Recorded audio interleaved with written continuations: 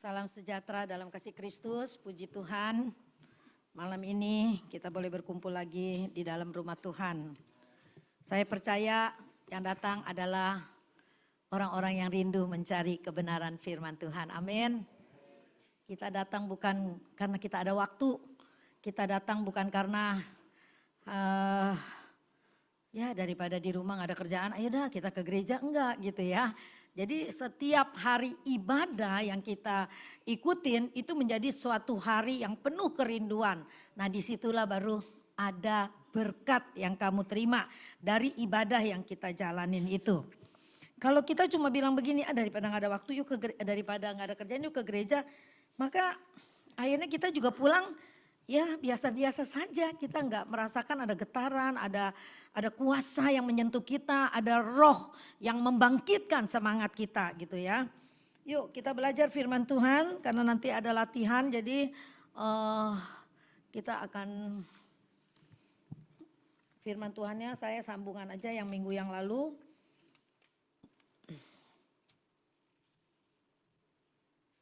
Saya mau berterima kasih.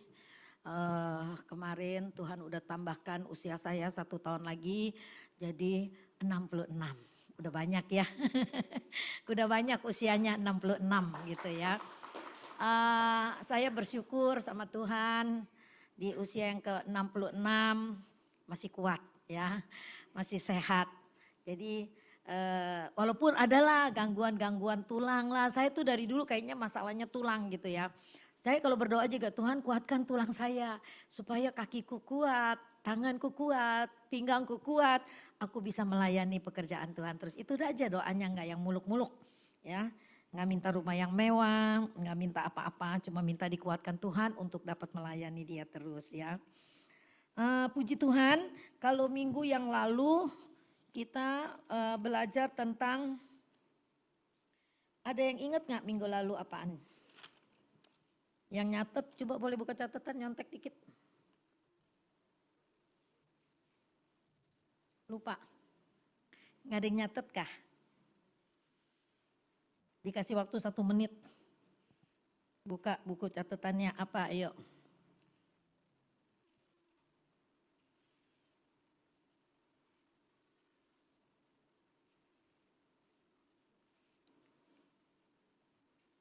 Dua minggu yang lalu apa? 2 Kamis yang lalu? Kamis yang lalu aja gak inget, apalagi 2 Kamis yang lalu ya. Iya, yang lalunya 2 minggu yang lalunya kebangkitan yang membangkitkan gitu ya.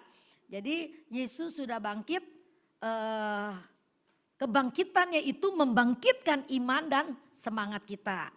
Lalu yang minggu lalu, Kamis lalu, pengurapan Tuhan Yesus, pengurapan Roh Kudus dalam pelayanan Yesus dan juga dalam pelayanan kita gitu ya. Banyak sekali topik dari Roh Kudus ini, tapi saya mau bawa yang lebih pengkiniannya ke diri kita supaya Anda lebih gampang mengerti. Malam ini saya mau kasih tema pentingnya pengurapan Roh Kudus di dalam hidup kita ya. Kalau yang minggu lalu peranan Roh Kudus dalam pelayanan Yesus kita udah lihat kan, kita udah belajar di mana Yesus dari dibaptis sampai dia dicobai di padang gurun oleh iblis, itu semua dalam kuasa Roh Kudus ya. Lalu sampai dia 3,5 tahun melayani di muka bumi ini, itu juga di dalam pimpinan dan kuasa Roh Kudus. Lalu malam ini saya mau bicara tentang ini. Yang minggu lalu itu saya ada singgung begini. Roh Kudus dikirim ke dalam dunia ini berkaitan dengan beberapa hal yang sangat penting. Satu, waktu kemarin itu kita dengar Roh Kudus juga roh misi gitu ya. Roh Kudus yang ada di dalam kita, yang memasuki diri kita, tapi bukan artinya kita kerasukan dengan Roh Kudus. Enggak ada istilah kerasukan Roh Kudus tuh enggak ada ya. Yang ada kerasukan roh setan. Tapi kita dipenuhi oleh Roh Kudus. Atau malam ini kita mau belajar, kita diurapi oleh Roh Kudus. Jadi hidup kita ada dalam pengurapan Tuhan. Jadi orang yang Roh Kudus dikirim ke dalam dunia, murid-murid dipenuhkan oleh Roh Kudus, mereka langsung berani memberitakan Injil. Mereka berani berkhotbah, mereka berani memberikan diri mereka walaupun ancaman begitu hebat, mereka berani maju. Jadi betapa hebatnya kuasa Roh Kudus yang dikirim oleh Tuhan ketika dia naik ke surga. Yang dia katakan, aku tidak meninggalkan kamu sebagai yatim piatu, tapi aku akan mengirim seorang penolong yang lain, yaitu dalam bahasa Yunaninya apa? Parakletos ya. Kemarin juga udah ada kan itunya parakletos itu apa gitu ya. Jadi dia itu penolong, penghibur, roh kebenaran. Parakletos itu juga advokat ya, dia pengacara kita, dia pembela kita ya di dalam nanti pengadilan Tuhan. Jadi orang yang dipenuhi Roh Kudus ini, saya review sedikit ya tentang yang Roh Kudus minggu lalu ya. Orang yang dipenuhi Roh Kudus itu dia rindu untuk hidup kudus. Karena namanya aja Roh Kudus. Roh Kudus itu adalah pribadi ketiga Allah. Allah Bapa, Anak dan Roh Kudus. Waktu saya ngikutin seminarnya Pak Yos Minandar itu sama Yos Sartono. Di situ kita hamba-hamba Tuhan diajar. Tidak boleh berbicara dalam nama Bapa,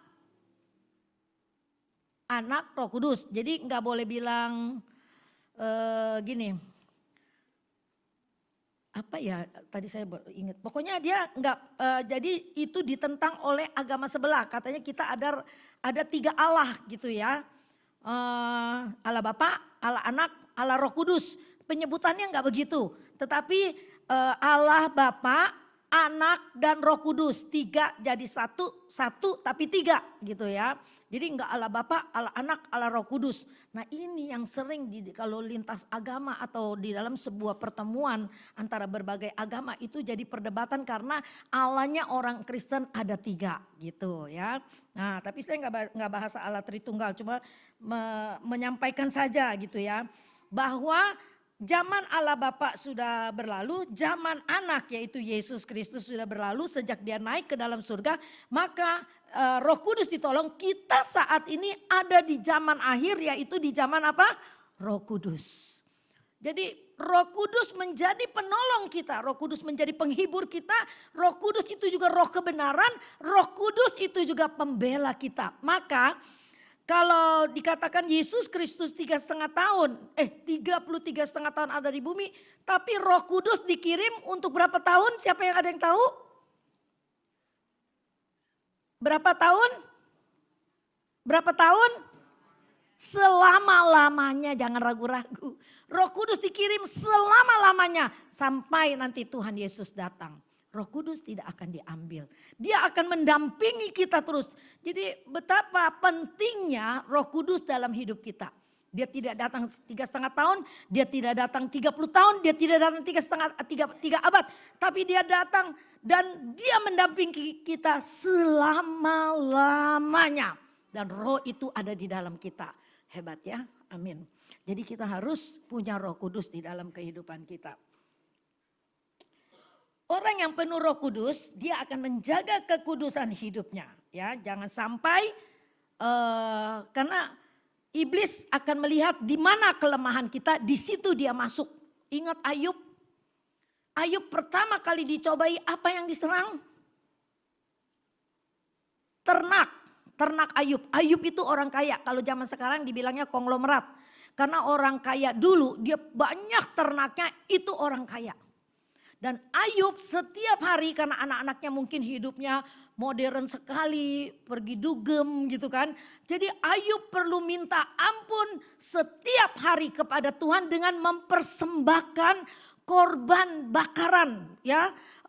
Binatang-binatang yang disembelih dia persembahkan kepada Tuhan sebagai persembahan untuk minta ampun atas dosa anak-anaknya. Iblis tahu Ayub suka menyembah kepada Tuhan. Iblis tahu Ayub sangat memuliakan Tuhan. Apa yang diserang? Ternak. Mati semua. Ayub tidak bisa mempersembahkan lagi korban bakaran kepada Tuhan. Iblis pikir Ayub pasti udah berkhianat sama Tuhan, udah gak ada lagi. Ya pasti dia udah putus asa. Tapi Ayub tetap kuat. Dibunuh, bukan dibunuh, anak-anaknya semua mati. Iblis pikir Ayub pasti akan mengkhianati Tuhan. Atau kalau enggak menghujat Tuhan. Enggak tuh, dia tetap kuat.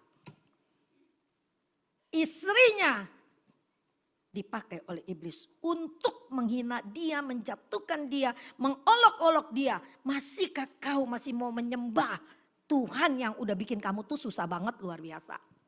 Kita jangan jadi istri yang kayak gitu ya.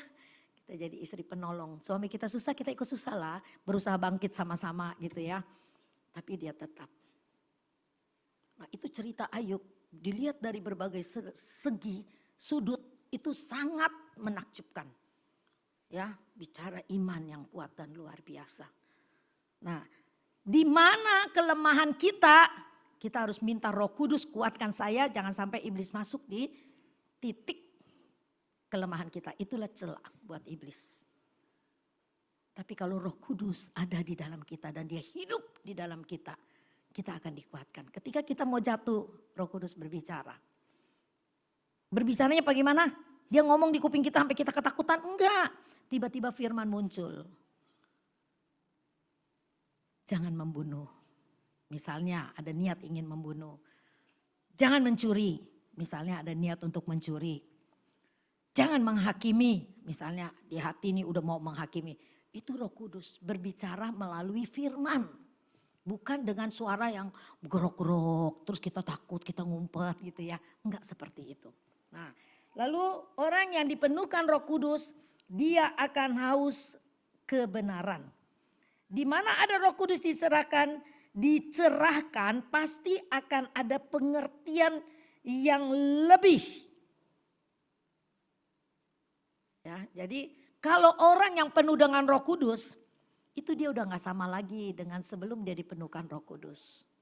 Kalau Anda bilang Anda sudah dipenuhkan Roh Kudus tapi hidupmu masih hidup yang lama, hidupmu masih hidup yang ya nyakitin Tuhan lah gitu. Tapi kalau hari Minggu Anda suci, Anda ke gereja, Anda tersenyum, Anda kolekte. Tapi nanti Senin udah lagi berbuat begitu. Enggak seperti itu kalau orang yang udah dipenuhkan Roh Kudus. Dia akan bertumbuh, dia akan berubah. Tapi bukan seperti kita membalikkan telapak tangan. Sedikit demi sedikit akan berubah menuju kepada kesempurnaan gitu ya. Hamba Tuhan sekalipun juga enggak ada yang sempurna. Tapi kita semua berjalan menuju kesempurnaan. Ya, diperbaiki dikit-dikit. Nah, malam ini bicara begini. Kita buka dulu ayatnya. Yesaya 61. Ini ada nubuatan Nabi Yesaya. Yesaya 61 ayat 1 sampai 3. Yuk sama-sama kita berdiri, kita baca ayat ini.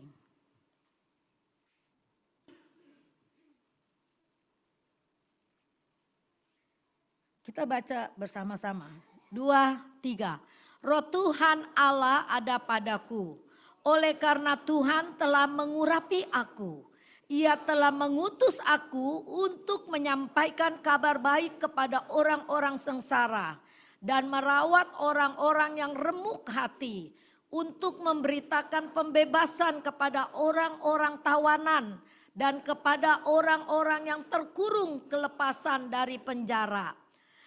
Untuk memberitakan tahun rahmat Tuhan dan hari pembalasan Allah kita, untuk menghibur semua orang berkabung. Ketiga, untuk mengaruniakan kepada mereka perhiasan kepala ganti abu, minyak untuk pesta ganti kain kabung, nyanyian puji-pujian ganti semangat yang pudar, supaya orang menyebutkan mereka pohon tarbantin kebenaran, tanaman Tuhan, untuk memperlihatkan keagungannya. Jangan duduk, kita lanjut kepada Lukas. Ini Yesaya berkata begini, Yesus belum lahir ya. Nah di Lukas ketika Yesus melayani pekerjaan Tuhan, dia kutip ayat nubuatan Yesaya ini. Dan Yesus mengklaim ayat ini untuk ada pada diri dia. Yuk kita baca ayat 16, ayat berapa? Oh pasalnya belum. Lukas 4, maaf. Lukas 4. Ayat 18. Lukas 4 ayat 18. Sama-sama sampai 19 ya. 2, 3. Roh Tuhan ada padaku oleh sebab ia telah mengurapi aku untuk menyampaikan kabar baik kepada orang-orang miskin. Dan ia telah mengutus aku, 19, untuk memberitakan pembebasan kepada orang-orang tawanan dan penglihatan bagi orang-orang buta, untuk membebaskan orang-orang yang tertindas, untuk memberitakan tahun rahmat Tuhan telah datang. Amin. Silakan duduk. Tadi kita baca ayat pembukaan Yesaya 61 ayat 1 sampai 3 itu Yesaya bernubuat. Tetapi di dalam pelayanannya Lukas mencatat Yesus berkata yang tadi kita baca ya. Roh Tuhan ada padaku. Oleh sebab ia telah mengurapi aku. Yesus saja dalam pelayanannya, dalam hidupnya dia perlu pengurapan Roh Kudus. Apalagi kita ya, apalagi kita. Tetapi di dalam Lukas Yesus tidak menyebut ayat 2 dari Yesaya 61. Tadi kan kita baca ayat 1, 2 dan 3. Yesus tidak menyebut ayat yang kedua yang berkata tahun pembalasan. Sebab tahun pembalasan itu nanti pada waktu Yesus datang kembali. Nah itu tahun pembalasan. Kita belajar sedikit tentang tahun rahmat Tuhan. Apa yang dimaksud dengan tahun rahmat Tuhan telah datang? Dalam perjanjian lama, tahun rahmat Allah bisa berupa tahun Yobel. Yaitu tahun Sabat dulu sebelum Yobel. Tahun Sabat yaitu tahun ke-7 yang disebut tahun Sabat. Lalu ada tahun Yobel yaitu tahun ke-50. Itu yang sering kita nyanyi, tahun Yobel ya, tahun pembebasan. Itu maksudnya apa? Tahun Sabat adalah pembebasan tanah dari eksploitasi sehingga tanah dipulihkan kesuburannya. Itu tahun Yobel, tahun Sabat. Tahun Sabat ya. Jadi tanah-tanah yang udah nggak bagus gitu ya, dikasih kesempatan untuk dipulihkan kesuburannya gitu ya. Tahun Sabat. Tahun Yobel itu adalah tahun pembebasan tanah milik pusaka yang sudah digadaikan karena hutang. Jadi tahun Yobel itu tahun pembebasan. Kan tanah pusaka itu kan gak boleh dijual, mungkin gak punya duit digadaikan. Nah tahun Yobel itu tahun pembebasan, semua hutang dibebaskan gitu ya. Nah itulah yang kedua tahun itu melambangkan rahmat Tuhan yang besar yang membebaskan umat dari belenggu dosa yang mengikat dan membuat mereka menderita.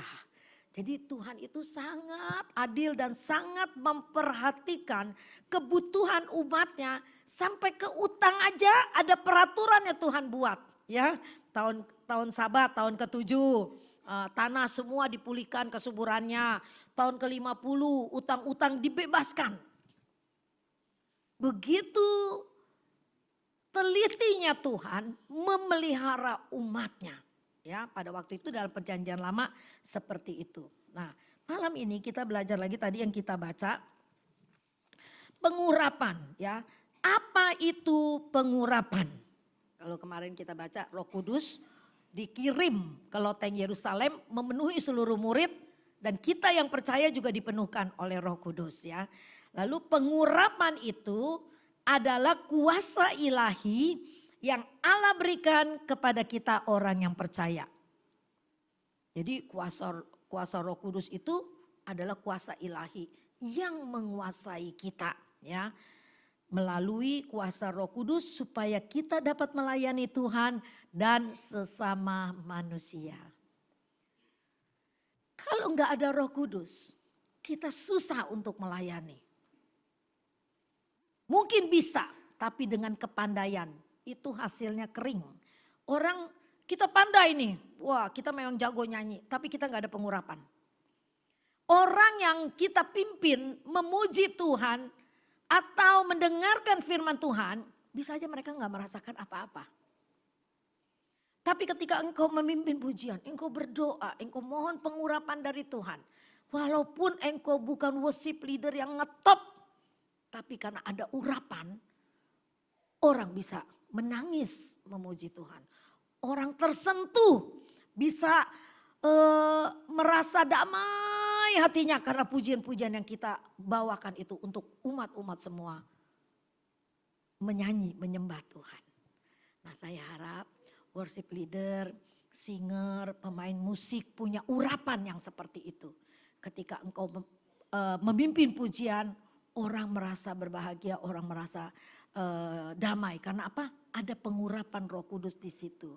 Makanya kita perlu berdoa. Bukan berdoa waktu kita berkumpul di sini. Kita berdoa di rumah. Tuhan, minggu depan saya dapat tugas nih. Udah mulai tuh persiapkan diri dengan doa. Nanti Tuhan kirim lagu-lagunya. Oh, lagunya begini, begini, begini. Otomatis yang worship leader ya kita pilih yang bisa nyanyi. Nggak mungkin yang nggak bisa nyanyi terus kita suruh mimpi. Nanti kita pada ngegeleong semua gitu kan ya. Jadi nanti kita pada kayak di tengah lautan nih, ombak kesini ke sono. Tapi ada bagiannya masing-masing. Yang nggak bisa jadi WL mungkin bisa jadi singer, nanti dari singer udah bisa jadi WL, yang gak bisa juga jadi usher, kolektan, semua sama upahnya ya. Enggak jadi WL upahnya gede gitu, apalagi pengkhotbah nih upahnya gede, enggak, sama aja. Ya, sama di mata Tuhan. Dia melihat hati ketika kita melayani Tuhan.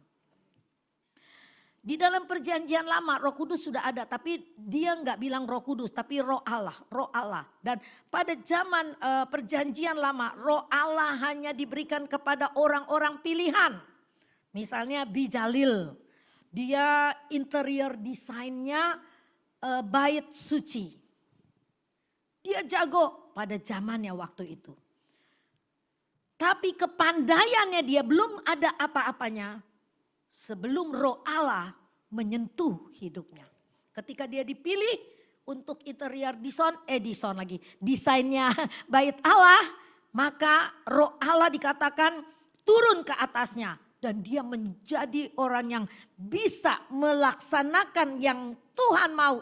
Yang Tuhan ceritakan kepada Musa, detail-detailnya itu dia bisa buat di dalam bait suci itu.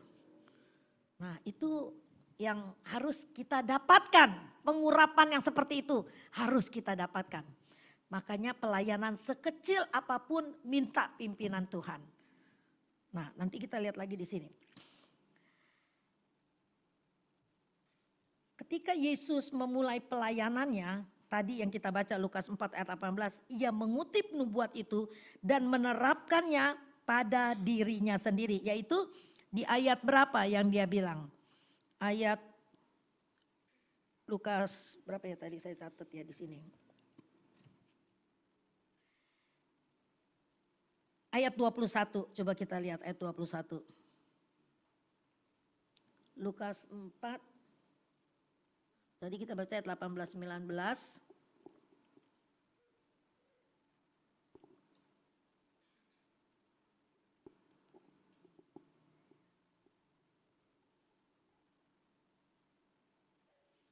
Bukan ya.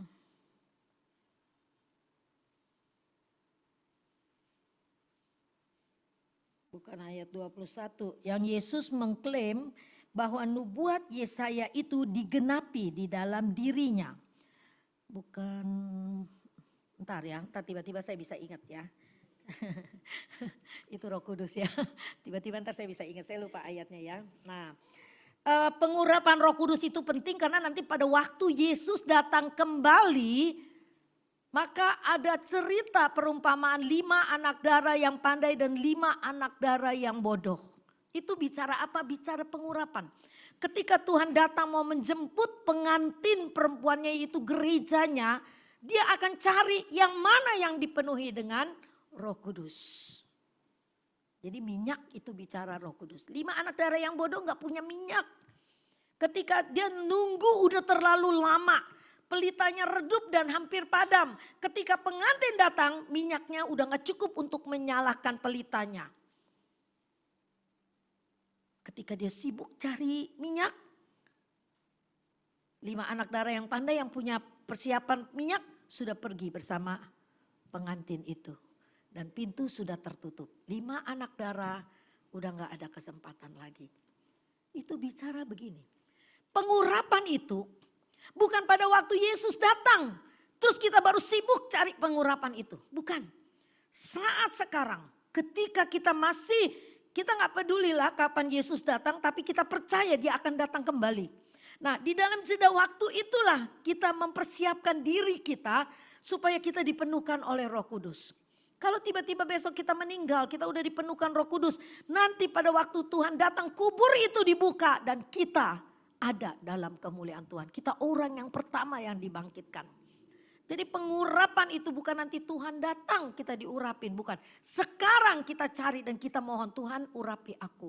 Roh Kudus kuasai aku.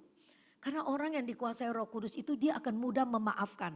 Orang yang dikuasai Roh Kudus itu dia akan mudah mengasihi orang lain. Orang yang dikuasai Roh Kudus itu dia suka akan kebenaran. Dia haus akan firman Allah. Dia ingin melakukan sesuatu untuk kemuliaan Tuhan. Itu orang yang ada di dalam Roh Kudus. Maka dikatakan pengurapan adalah kuasa ilahi yang Allah berikan kepada setiap orang percaya melalui kuasa Roh Kudus. Penting gak tuh kira-kira kuasa Roh Kudus? Penting ya, itu sangat penting. Apalagi kalau kamu terlibat dalam pelayanan, mohon kuasa Roh Kudus menguasai kamu. Nah, apa maknanya pengurapan Roh Kudus buat kita orang yang percaya? Apa maknanya? 1, pengurapan penting untuk pelayanan pemberitaan Injil.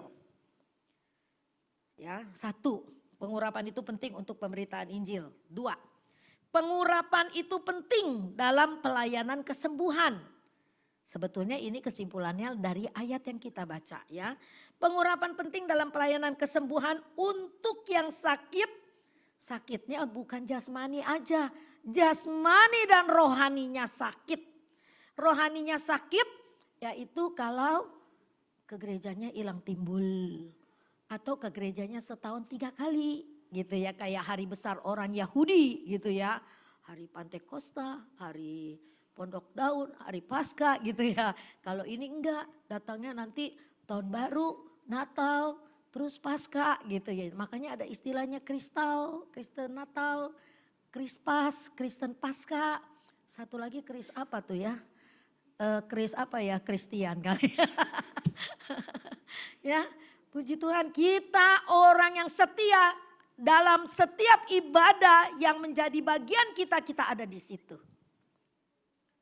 Jadi kita bukan Kristen yang semusim. Tapi kita ada di segala musim. Karena Yesus selalu ada bersama kita di setiap musim.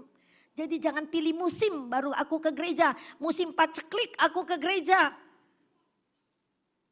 Jadi segala musim Tuhan ada. Dan dia selalu beserta dengan kita ya. Kalau Tuhan janji bilang begini, aduh aku menyertaimu senantiasa setiap musim gugur. Orang yang gak punya musim gugur kesian gak disertai Tuhan. Aku menyertai engkau selama musim winter, salju karena gak ada tanaman yang tumbuh. Aku menyertai engkau. Kasihan kita yang gak punya salju gak disertai Tuhan. Tapi Tuhan katakan dia menyertai kita senantiasa. Di segala musim dia ada. Ya. Lalu tadi yang keberapa? Ketiga, pengurapan penting untuk pelayanan pembebasan. Membuka belenggu dosa dan penguasaan iblis dalam kejahatan. Waduh, berat juga ya. Membuka belenggu-belenggu dosa dan penguasaan iblis. Ya, dalam kejahatan ya, tengking iblis, lawan kejahatan ya. Itu dikasih kuasa seperti itu. Yang keempat, pengurapan penting untuk pelayanan membuka mata rohani orang-orang terhilang sehingga mereka bisa celik dan melihat kemuliaan Allah atau terang Allah. Pengurapan Roh Kudus membuat kita bersinar hidupnya. Orang melihat Yesus di dalam kehidupan kita ya. Jadi 4 hal ini menandai seluruh pelayanan Yesus Kristus. Jadi kenapa 4 hal ini bisa diringkas? Karena pelayanan Yesus itu seperti itu. Dia mengajar dan dia memberi contoh. Nah kita pengikutnya akan melakukan hal yang sama seperti itu ya. Dan akan terus digenapi oleh gereja selama berada di bumi. Artinya selama belum kiamat. Bumi masih ada, terus akan diterapkan seperti itu ya. Dan kitalah orang-orang percaya yang sudah diurapi Roh Kudus yang akan meneruskan pekerjaan Tuhan. Amin. Jadi jangan jadi Kristen yang pasif. Yang cuma datang duduk di pojok, udah gue gak mau tahu apa-apa lagi. Jangan ya. Makanya di Sekina dikasih tugas semuanya ya. Ini kita lagi merekrut nih, lihat nih Samuel lagi merekrut nih ya. Semua dikasih kesempatan dulu singer, nanti disaring siapa yang bisa jadi WL ya. Anda buka diri ya untuk pelayanan ya. Nanti akan dicari lagi bibit-bibit baru supaya semua kita bisa melayani sesuai dengan talenta yang Tuhan berikan kepada kita. Kita senang kan ya, tadi Ida udah bisa jadi WL. Sinta yang dulu gemeteran sekarang udah gak gemeteran ya Sinta ya. Dulu baru-baru dia kalau mau melayani dia gemeteran ya. Terus dia sakit suaranya hilang gitu. Ini benar-benar kesaksian yang hidup banget nih. Asal dikasih WL padahal ya paling setahun sekali ya waktu itu ya. Setahun sekali kayaknya ya. Tapi kalau mau jadi WL suaranya hilang. Nanti tanya sama dia, betul gak tuh Tante Nila ngomong ya? Sampai tadi bilang gini, Tante Nila apa saya mundur aja? Jangan, jalan, pasti bisa nyanyi. Benar bisa nyanyi, ntar pulang serak lagi. Enggak apa-apa, tapi Allah sudah bekerja pada waktu dia diserang. Suaranya yang bagus itu, iblis tahu diserang supaya gak bisa melayanin. Udah jangan melayanin, lu memang gak pantas. Iblis akan bilang begitu. Tapi kalau Tuhan bilang engkau pantas, ayo maju, maju terus. Makanya ada lagu maju-maju saja gitu ya. Jangan lupa tuh lagu-lagu itu ya. Maju-maju saja tuh kita wow menggedor diri kita sendiri. Seperti Daud, dia kalau berdoa begini. Bukan, dia kalau lagi sesek, lagi sendirian dia bilang begini. Pujilah Tuhan, hai jiwaku. Jangan lupakan kebaikan Tuhan yang sudah menyembuhkan kita. Itu Mazmur berapa? 103. Saya kalau lagi sedih juga begitu, pujilah Tuhan hai jiwaku. Walaupun rasanya berat gitu tapi pujilah Tuhan hai jiwaku, pasti besok ada jalan keluar.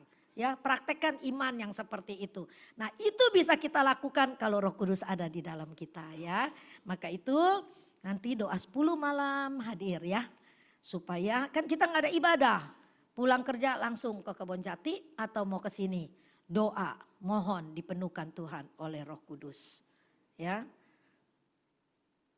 Tuhan punya caranya sendiri loh untuk memenuhi kita dengan Roh Kudus. Setelah dipenuhkan Roh Kudus, kita akan merasa sendiri, kok gue sekarang jadi orangnya, kayaknya gue kok sekarang jadi gak sering marah gitu ya. Kira-kira kalau kamu sering marah, kamu sadar gak sih? Ada orang curhat, saya gak sadar loh saya sering marah. Wah udah pingsan kali dia ya. Kan kalau marah kan gitu kan. Terus dia bilang gue gak sadar, gue gak marah. Gue ngomong biasa aja. Padahal dia udah melukai hati orang. Enggak, biasa aja. Ya ampun, itu belum ada Roh Kudus. Kalau ada Roh Kudus, kenapa tadi marah begitu? Saya tuh sering ditegur sama Tuhan dulu ya. Begini, saya marah meledak-meledak. Roh Kudus berbicara gini, enggak pantas. Soalnya yang saya marahin itu masalahnya kecil, enggak perlu sampai meledak-meledak begitu. Oh iya Tuhan, ampuni saya. Dulu kalau suara Roh Kudus bisa berbicara begini. Kan kita dulu waktu masih muda sering tur gitu ya sama Pak Nawi gitu ya. Pak Nawi itu nggak bisa bawa ransel gitu kan ya. Nggak pantas gitu. Kita juga bisa ketawa kalau lihat Pak Nawi. Dulu waktu itu musim film apa Turtle ya. Apa tuh kura-kura gitu kan ya. Jadi itu si Marvin itu iya kura-kura ninja tuh, film lagi ngetop banget tuh. Jadi kalau kita tur bawa gitu ya. Si Marvin tuh sama si Karina ketawa. Papi gak pantas kayak kura-kura ninja katanya begitu. Akhirnya saya gak kasih, udah lu jangan bawa dah kata saya lucu gitu kan ya. Jadi karena dia gak mau bawa, dia gak pantas bawa begitu. Semua beban dimasukin ke ransel saya. Saya benci begitu ya. dia tinggal lenggang-lenggang enak banget, gue tinggal manggul begituan ya. Segala macam dimasukin. Roh Kudus berbicara begini. Apalagi suami saya kan dari muda sampai tua tuh memang obatnya banyak banget. Banyak penyakitnya gitu kan. Roh Kudus bicara begini, barangmu banyak begitu. Ada kosmetik, ada ono, ada ini, ada enu gitu kan ya. Dia cuma minta bawain termos sama obat. Saya ngomel-ngomel bukan main. Roh Kudus bicara begini, dia punya barang tuh dikit dibandingkan barang kamu. Saya minta ampun sama Tuhan. Iya Tuhan, saya ini orang egois, tapi saya nggak merasa saya egois. Tapi kalau Roh Kudus yang bicara, kita akan sadar kita orang yang egois, nggak pantas gitu. Nah itulah yang bisa merubah hidup kita. Setelah Roh Kudus memenuhi hati kita, ada suara-suara positif yang seperti itu. Nah itu ikutin, itu lagi diperbaiki oleh Roh Kudus. Tiba-tiba tengah malam mendusin, ada roh bicara gini, ayo doa. Enggak Tuhan ngantuk, lagian gue gak biasa doa Tuhan. Ikutin, bukan ikutin gak doa, doa. Pasti ada sesuatu kekuatan yang Tuhan sedang berikan buat kita. Ternyata memang nanti ada masalah yang besar yang harus saya hadapin. Tapi Tuhan udah kuatkan melalui doa. Kenapa saya bisa tahu? Roh Kudus menyadarkan. Ayo kita praktekkan begitu ya. Malam mau tidur gak bosan-bosan, saya bilang begitu. Abis berdoa mau tidur, ambil guling, tutup mata, nyanyi. Tuhan penuhkan ku dengan firman-Mu. Atau kalau mau nyanyi ini juga boleh. Aku diberkati. Tapi kayaknya gak pantas gitu ya. Mau tidur kok nyanyi aku diberkati.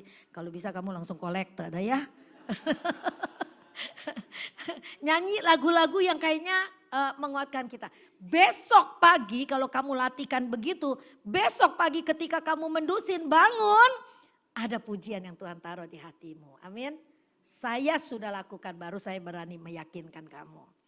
Ya kalau saya nggak lakukan, saya nggak ngalamin, saya nggak berani nih ngomong begini. Bisa-bisa pulang, Tante Nila, aduh tadi tuh apa, nggak bener tuh gitu ya. Kan anak-anak saya kira pintar-pintar dan kritis-kritis gitu ya. Oh iya, puji Tuhan. Ayo kita berdiri, kita mau akhiri firman Tuhan dengan doa, terus dilakukan persembahan yang kedua.